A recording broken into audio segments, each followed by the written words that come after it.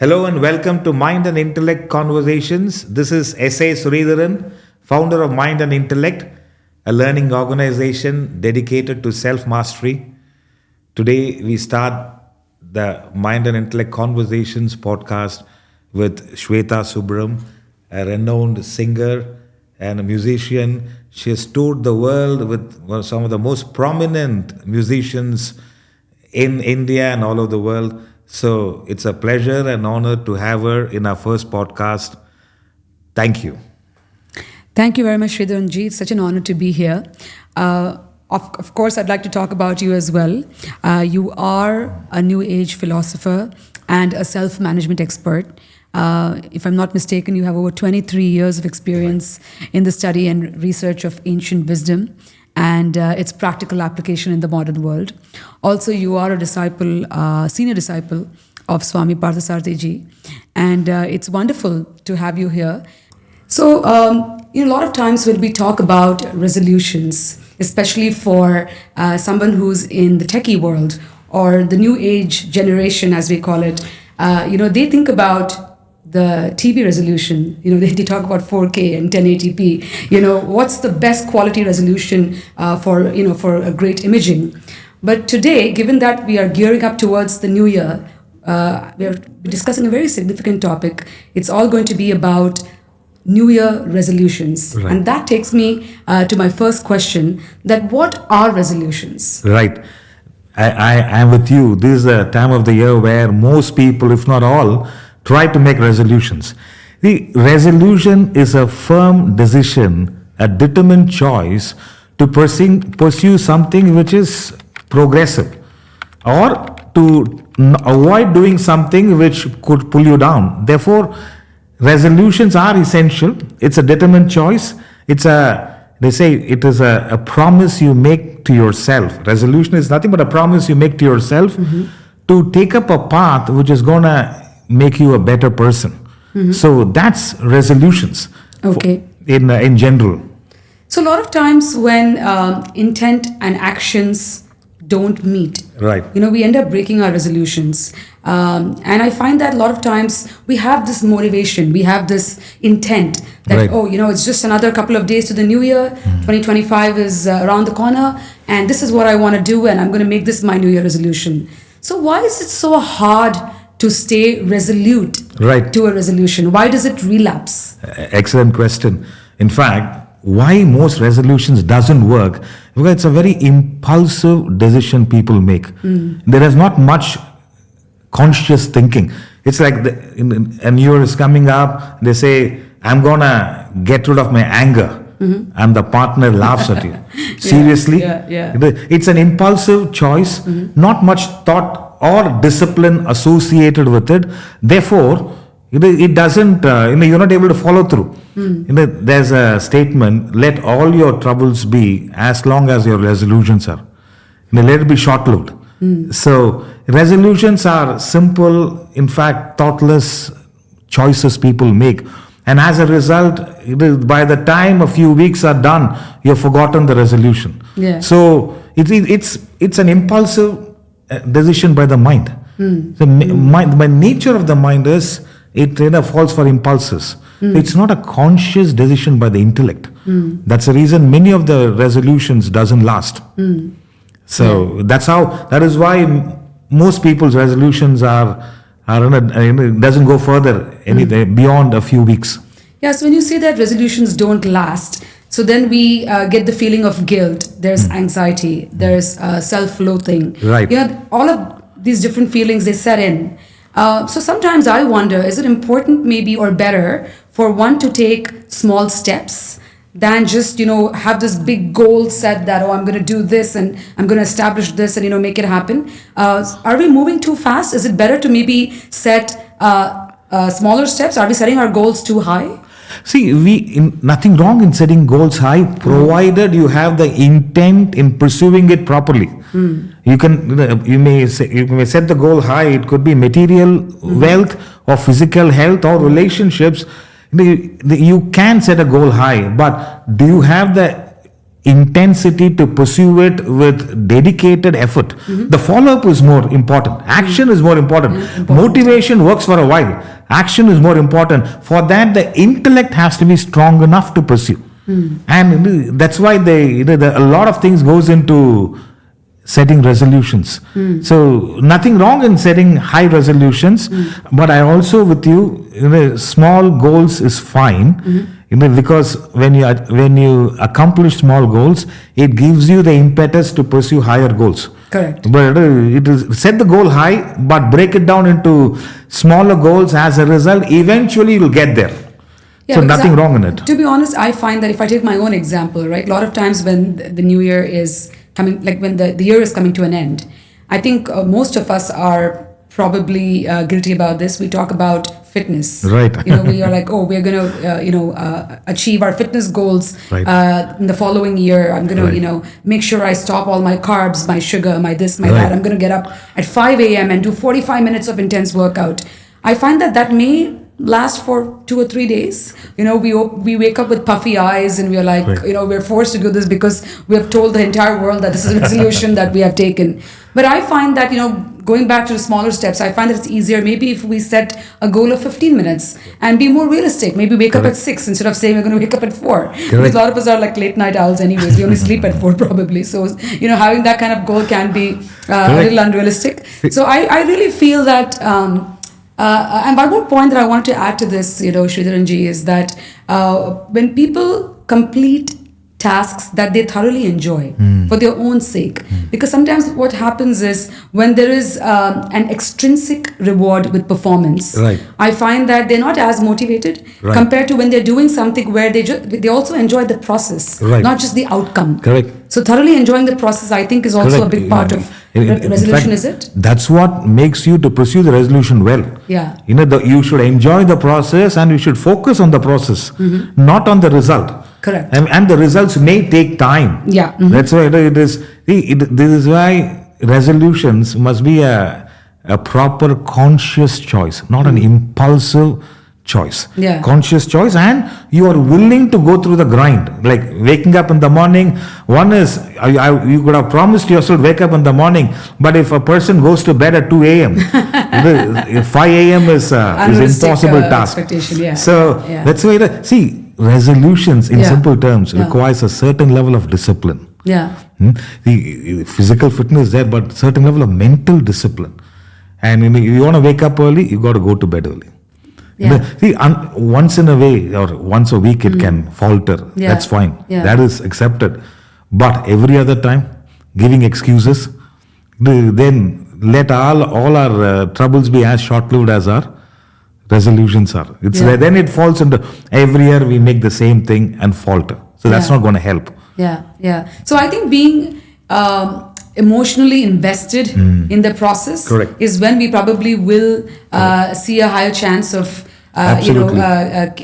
of fulfilling our resolutions. Correct. And for things not being short-lived. And also that takes me to the next question: how do we self-motivate? See, when we say self-motivate, Yeah. see, we got to understand why resolutions. See, we are all an evolving people. See, you're not the same as you were last year. Physically, materially, you have made more money. Physically, you have become better. Or emotionally, maybe your certain emotions are under control. Intellectually, you have gathered knowledge. Spiritually, you're a little more calmer. So we are either evolving or devolving. We can't remain stagnant. Stagnant, correct. So anyone who remains stagnant, that's when the problem happens. Yeah. It's like you find a stagnant pond collects dirt. Yeah. A running river is clean and it eventually merges with the ocean. A stagnant pond, beyond the point, it's good for a photograph, but it's not usable. Yeah. So in that way, resolutions are something which it is a must because we are evolving. We should evolve. Yeah. That's why I said as human beings are the only species which has the choice of action. Plants or animal don't have a choice of action. God has given us a brain to take decisions, make decisions. It is the intelligence. correct. A tiger remains ferocious all its life. A cow remains a vegetarian all its life. It cannot change the course of action. But as a human being, you can evolve to the highest level of perfection, or you can be worse than a tiger. So that paradox is there, that dilemma we have. Therefore, for most of us, resolutions is a good way of defining a path which helps us to become the best version of ourselves. That's amazing. So then why do we feel stuck in life? Why is it that, we feel we're not growing a lot of times? We feel like, I wish life could be better. Right. Why is it that we sometimes feel stagnant, as you were saying? Right. See, most people feel stuck in life at different stages. It is, you will always observe, you feel stuck in life when your goals are not growing. Your insights are not growing. Your quality of thinking is not growing. Your emotions are not progressing. See, when our goals are not growing, our quality of thinking is not improving, you start stagnating and you feel stuck. What am I doing and why am I like this? Because a person whose goals are constantly growing, you'll find where is the question of getting stuck? It is like you had a concert in Dubai, there's another concert in Oman, there is another concert in Doha. It's like you are preparing. You are getting into what kind of audience. There is always, you are putting in effort and you want to improve on yourself because your thoughts, quality of thoughts, emotions are growing, your goals are evolving. Therefore, that feeling of being stuck will not happen. But those who function on the mind, who are a victim of the mind, past worries, future anxieties, and goals are not evolving, they will feel stuck and they will blame everyone else for feeling stuck. So, but a person, let's say a conscious choice maker, a person who has that resolute intellect, is okay, they could have made mistakes, but they're learning from it. They're learning. Therefore, you will always find such people, they may feel stuck. I'm not saying they will never feel, but they will come out of it. We will say the next project. Even if there's no project is there, they'll work on another song. I want to improve on this particular song. For us, new topics, or new audiences. The same message, but you deliver it in a different way. So that keeps your goals growing, and in fact, it makes you feel better. Makes you feel young. You'll always find those whose goals are not growing, the quality of emotions, thinking not improving, they age fast. So, yeah. I mean, if in our own benefit, your goals has to be evolving. I'm not talking about being obsessive about it. The higher the goal, the better the motivation. So, let's say that you'll find some of the families who are very wealthy, the children are not motivated. Yeah, because they have everything given to them in a plate. On 18th birthday, they get a Lamborghini as a gift. Yeah. Or 21st birthday, okay, in certain the 21st, where is the motivation? Yeah. But a person who wants to buy a first car, he's motivated, working a little extra. Yeah. Goals are growing. Yeah. So, in simple terms, watch out. Are your goals growing? Are your quality of emotions, thoughts improving? Yeah. Then you will not feel stuck. Yeah. If you're feeling stuck, these are the parameters. Work on this. There's no more feeling stuck. If you're feeling stuck, nothing wrong. It's just you got to redirect your thought process. I think a lot of people also blame their circumstances sometimes. Right. Like you were saying that in this case, wealthy man gifting his grandchild a Lamborghini or a Ferrari for their birthday. Right. Everything is given to them in a silver spoon. But I think a lot of times people who are not from such backgrounds. Right. They blame their circumstances, saying that, I don't have the resources that someone else does, or I don't have a godfather. In my case, I could even say that. Correct. I don't have a godfather in the industry who could, just hand me over a project tomorrow. It might this question might deviate a little bit from the topic, but I'm curious to know what are your thoughts on that. When people blame their circumstances, or as they say, "Kismat mein nahi likhi hai," Right. So how do you address that? I'm a great believer of luck. The harder you work, the luckier you become. Yeah. I mean, having said that, what you're saying is, I have a desire. I have a desire, But there's a beautiful statement my guru makes: you get what you deserve, not what you desire. Okay, wow. You have set a desire, but the next thought process is what should I do so that I become deserving enough of the desire? The desire is set. Correct. I may not have enough resources, but I have set the desire. We want to impact a few billion people.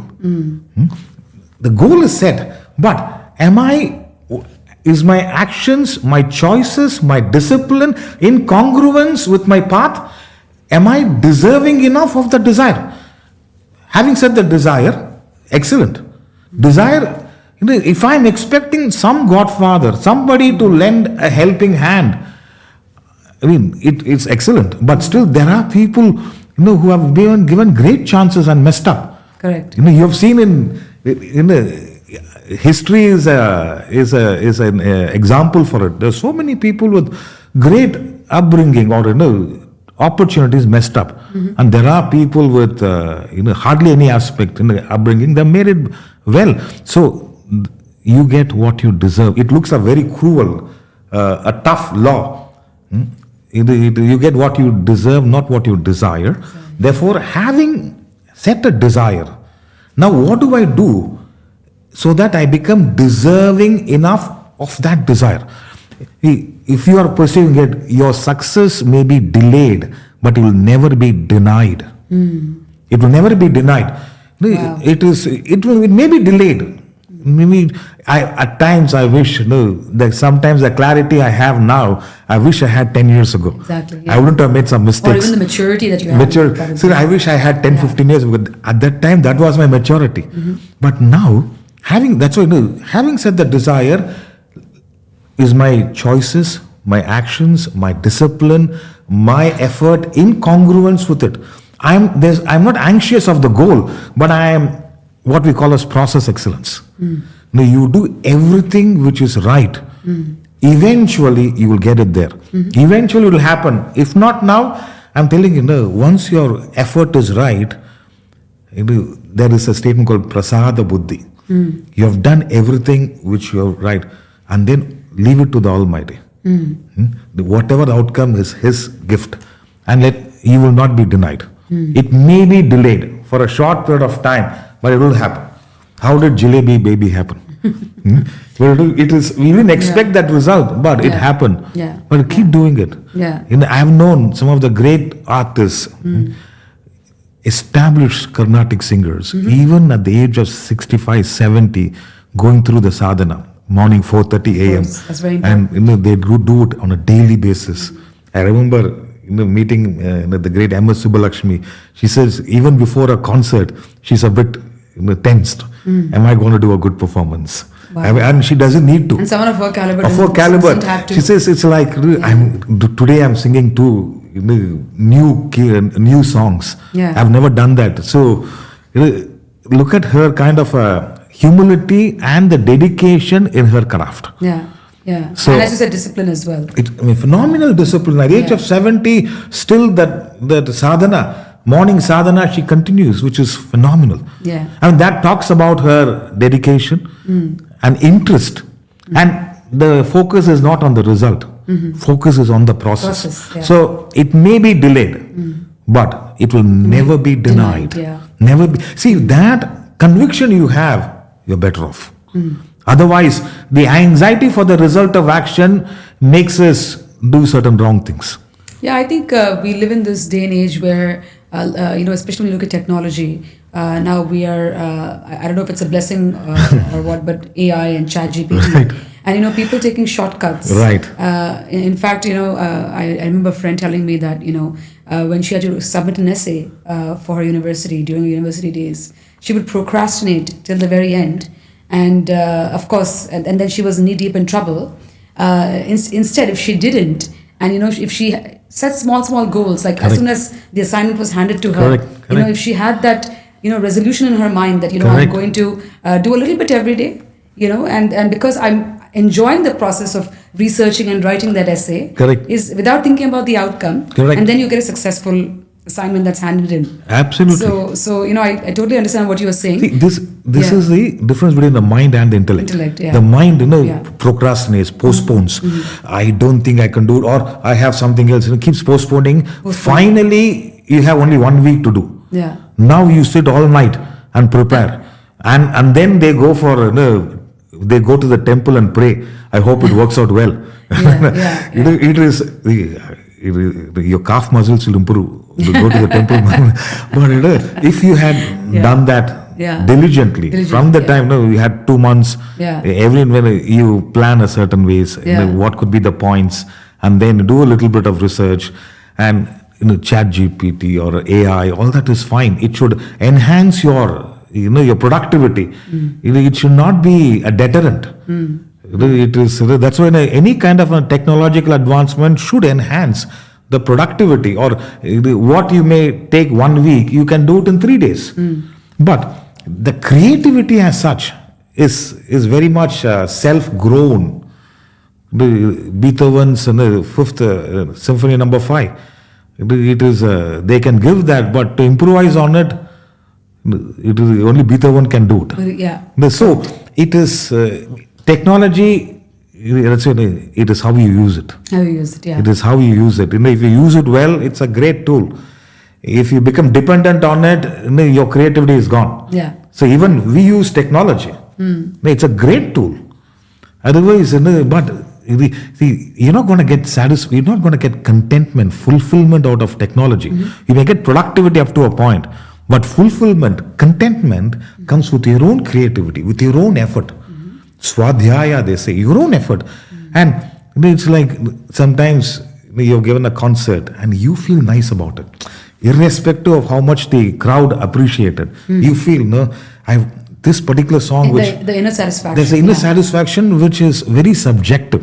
There are many times after a lecture or a class, I feel very nice, irrespective of others appreciating. There's something, you have become better with it. So, technology cannot help you in that. So, self-effort. Yeah. No, That's completely. important. I agree with you. Procrastination is the hindrance for achieving our resolutions. And if we can just keep that aside, then there's even mountains that we can achieve. Correct. I'm totally with you on that. Little steps. Little steps that, but consistently. Consistently, and with commitment and discipline. Correct. Little step. Yeah. My guru used to say, read 2-3 paragraphs of the book every day. Don't read 60-70 pages. When I read his book, the Vedanta treatise, and I went up to him, I said, Swamiji, I've read 80 pages yesterday. He said, Sridharan, this is not Harry Potter. Yeah. To read 80-90 pages. Yeah. Don't read more than 1 page, he said. I thought I'm going to impress him. Yeah. It's the other way around. But maybe he wanted you to understand what's written in that 1 page. Correct. So a little bit you take in, internalize it, digest it. Yeah. And anything subtler takes time. No, totally. I know I'm with you on that. And going back to resolutions. So now that we know that, correct. We have the year coming up, and we just have a few more days left, right, for us to jot down our resolutions. How would you say we should curate our resolutions? Right. See, curating resolution, we have created a process called CWM, conversation with myself. Okay. See, we created that. It is a conscious thought process which disciplines your thinking, and it's a series of questions we ask ourselves. We're not asking anyone else. We ask ourselves, and the clarity you gain out of those questions will help you to set a direction to your resolutions. So, now that I can explain what that conversation with myself is, you can, the suggestion to all the viewers is you can do it to yourself. One of the first question is, what are the achievements I am proud of this year? What achievements I've gone through, which I'm proud of this year? It could be simple to magnificent. First, in setting resolutions, I want all of you to celebrate yourself. I remember one person said, this year I've learned to park my car. Every time he finds it difficult, park my car. And there's another lady, she got the license in the first attempt in Dubai, which is a big deal. But she doesn't drive in Sheikh Zayed Road. Oh, gosh. Fear. Okay. I'm just saying, what are the achievements I had gone through this year? Yeah. It could be I've done a 3-hour concert, or I've perfected a particular raga which I thought was very difficult, or this year I started writing which I never thought I could do, and I enjoy writing. Achievements. So celebrating every little achievement. So what I'm saying is the conversation with myself is what are the achievements I have gone through this year? Because first, let us celebrate ourselves. That's the first question. The second question is who are the people and what are the activities with added energy, enthusiasm and inspiration in this year? Who are those people and what are those activities which propelled my energy levels, made me more inspired, made me more progressive? Why I'm telling you, they are your energy centers. Yeah. They are your sources of inspiration. So you got to have more of them. In fact, you have to double that up in 2025. So the other way around, who are those people who drain your energy and what are those activities which makes me procrastinate? Also you look into that because those are your energy centers where you get your energies are depleted. So identify the people and the activities which propel your energies, makes you more inspired. Also be cautious of the people and the activities which drain your energy. So just become aware and consciously enhance the first aspect, those which people and the activities which enhance your energy, and make sure that you don't fall a victim to the people and activities which drain your energy. This is the second question. The third question is, what did I learn this year and what did I unlearn this year? This I find it very important. Most people, the learning stops. For some people, after the university, learning stops. And most of their learning is through social media or news channel. And I don't know how accurate those learnings are. So what did I learn this year? What did I unlearn this year? There's a great thinker by name Alvin Toffler. He makes a fabulous statement. He said, the illiterate of the 21st century, are not those who can't read or write, but those who can't learn, unlearn and relearn. Wow. He says the illiterate, most people think illiterate means they don't know how to read and write. He says, illiterate of the 21st century, the present century, are not those who can't read or write, but those who can't learn, unlearn and relearn. See, learning is one. Unlearning requires a lot of humility. And relearning requires effort. So that's the third question is, what did I learn? See, all the insights you've gathered, it could have gone through a difficult experience, but you learn from it. And unlearning, did my anger serve me any purpose? Unlearn, that me being impulsive, did it help me out? The gut feeling is different, but I gave a piece of my mind. At what cost? So unlearning process. Learning, if this happens on a regular basis, I'm telling you, it's like a self-cleansing process.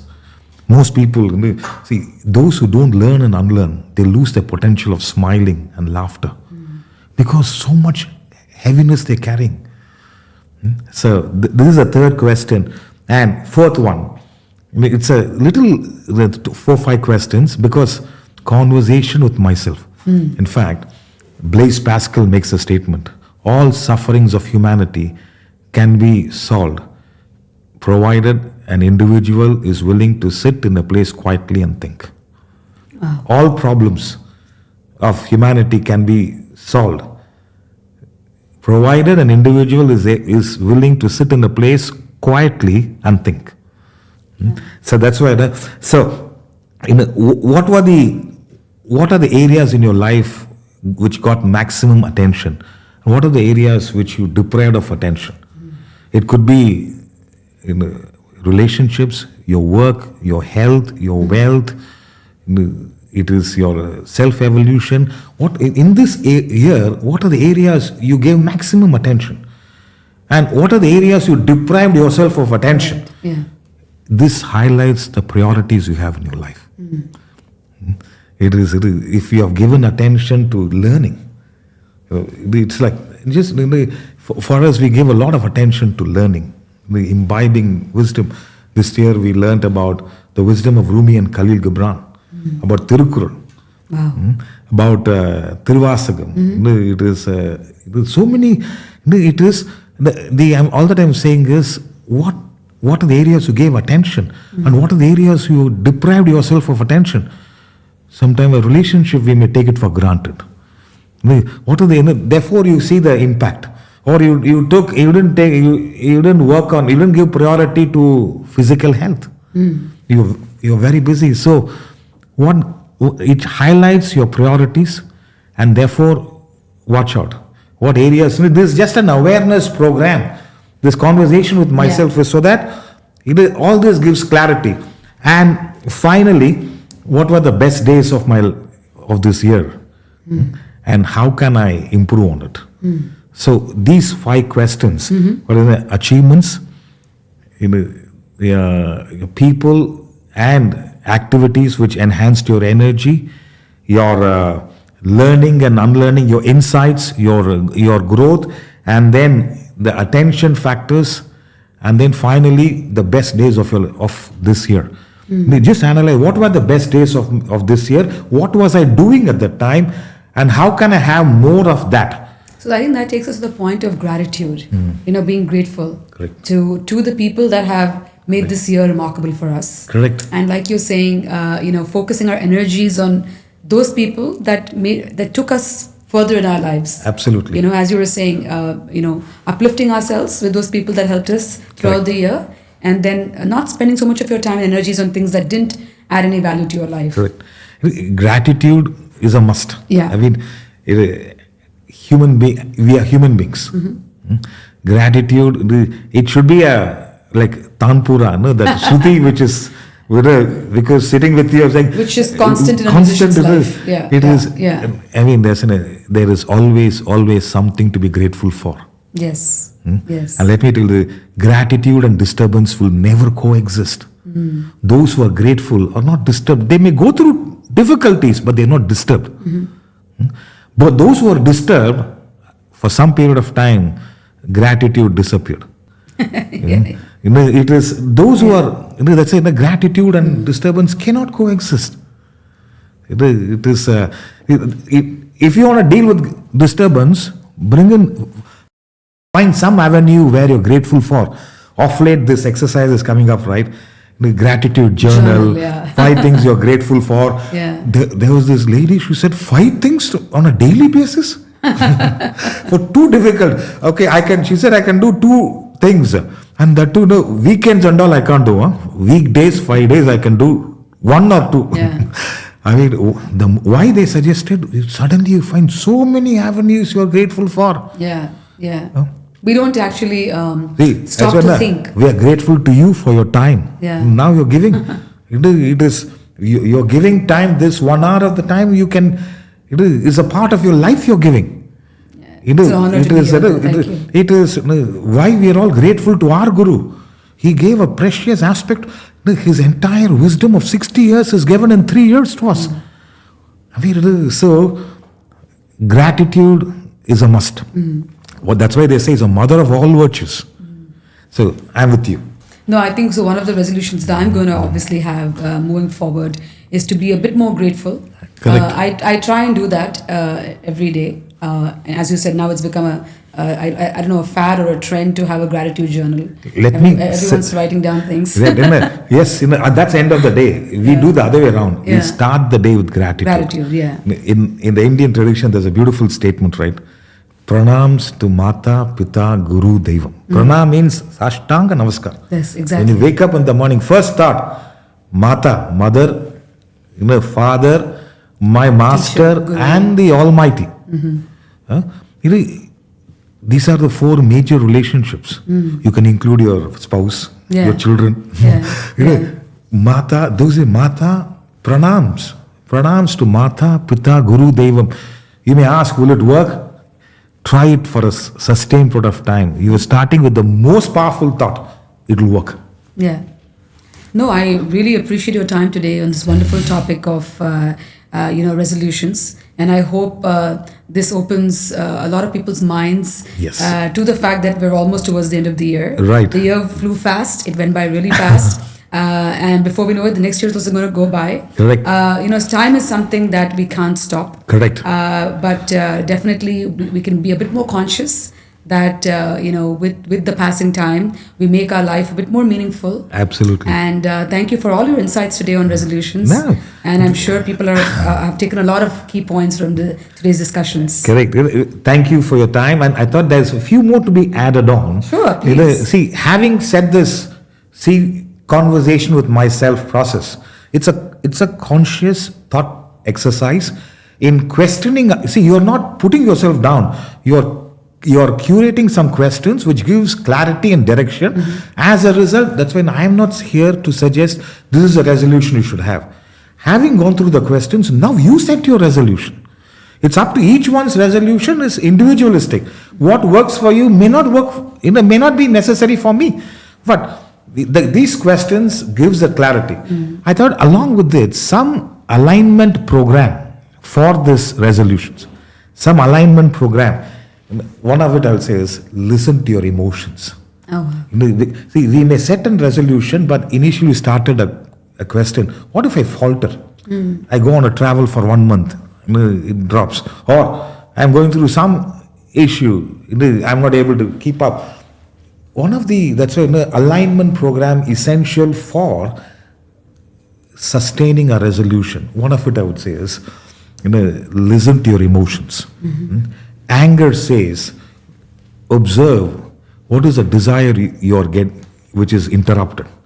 Anger, if anyone goes through anger, observe there is a desire that is interrupted. Observe what you are afraid of losing. If there is no you're not afraid of losing, you're not going to get angry. If you're angry, observe there is a desire which is interrupted. And then what you are afraid of losing. Another one is guilt. They say guilt says if anyone goes through guilt, they are not aligned with your value systems. There's a beautiful statement Shakespeare makes, to thine own self be true, and it must follow its night the day. Be true to yourself. Those who are aligned to their value systems, there's no guilt. Yeah. What is guilt? It is non-alignment. And your own intellect comes up after a choice is made. Why did I say that? Why did I do it? Now, you feel guilty. No one else is telling you that. You feel guilt because you went out of alignment with your values. So watch out on the... Yeah, you made choices that you were not truly happy making. Correct. Yeah. You made it and now you are tough on yourself. Suffering internally. Anger is one. Yeah. Guilt is another one. Another thing is fear. Fear, listen to your emotion. Fear says you are challenged to grow. Fear. Even the podcast. I am okay with talking to a few hundred people also. But podcast is different. But fear says it is a challenge thrown up so that you can grow. So fear is nothing wrong. That's it. It helps you to come out of your comfort zone. So it is therefore watch out. Fear, all these emotions conveys a message. Another is shame says work on the sense of self-worth. Shame, a person who goes through shame, improve your self-worth. It says don't go through the shame, improve. Rather than that, improve your self-worth. Another anxiety says learn to quieten your mind. It's no point just being anxious. Quieten the mind, use the intellect, make a choice. I can be anxious. There are some, they say one of the biggest fear is public speaking. It is higher than the fear of death. I was quite surprised. Seriously? I didn't know that. That's an interesting piece of information. Yeah. It is. There are 4 or 5 major fears. The number one is the fear of public speaking. Wow. I went through it when it started, but I didn't know about it. Now I'm 9,000 lecture old. So that has gone. It is public speaking. And then is the fear of death. And if you get into the self-mastery journey, you will laugh at what do you mean fear of death? I don't even know what happens at that time. Yeah. What are you even fearful? In fact, you're fearful of life, not death. So anxiety says you should quieten your mind, chill, chill. Then regret says there is an opportunity for you to change the course of your thinking. One is I can regret, I can go through regret, but it highlights there's an opportunity to change your course of thinking. Or jealousy says acknowledge your true desires. Jealousy, in fact, it's a fabulous statement. Jealousy says acknowledge your true desire. I am happy till I bought I'm just giving, I can't take another example. Till such time I had a 3-bedroom, I was happy. But when I saw one of my friend bought a 4-bedroom villa. Suddenly you felt very small. He's not as educated as me. But comparisons are bound to happen. Then, it is has a rich father-in-law. The jealousy shows, highlights what your true desires are. And resentment says you got to work on your victim mentality. Resentments. Many a times, what to do? As you mentioned, in the beginning, they had come from a affluent family. They had circumstances and world is admixture of all. There are people who had great push, and there are people who made it big without any push. Correct. And it is how we do it. And sadness says pay attention to what is lacking. Sadness, if anyone goes through sadness, pay attention to what is lacking. What is lacking, If you are full, you're not going to feel sad. But see, therefore, alignment program is in accordance with the conversation with myself. So all these things, it may help you to. That's why anger, guilt, fear, shame, anxiety, regret, jealousy, resentment, and sadness. These are all various emotions. Can you imagine? If a person, even they go through one or two, they are in trouble. There are people who may go through all. All of them, That's the reason they lose their smile, laughter. Such people will say those were the days. So it is listen to these emotions. Listen to these emotions, take corrective measures. Few other aspects. They say the most valuable things in life compound over a period of time. Knowledge, money, relationships. The most valuable things in life compound over a period of time. Knowledge. Not many are working on their knowledge. I mean, they are gathering information. Over a period of time, AI will give it in a few minutes, few seconds. Knowledge. I'm talking knowledge about myself, about the mind. What is this mind and intellect conversations? It's about yourself. What is this mind? How can I deal with it? It's a great instrument. It's like a knife in the kitchen. It's meant for cutting vegetable. It's not meant for killing others.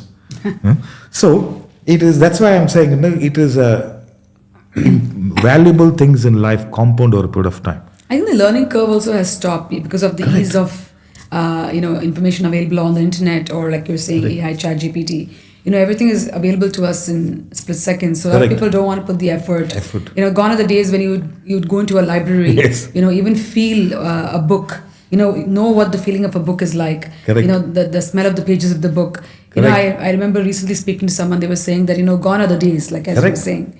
Now we are so accustomed to sitting at home, conveniently on our couch, and everything available. Either on our laptop or on our cell phone. Everything is just out there for us. See, I keep highlighting we should have open-eyed meditation. We have lost that sense of wonderment. You take a child to a play area. Wow, we don't have that sense of wonderment. We lost it. It is your latest phone. Okay, this app, this thing is there. That sense of wow.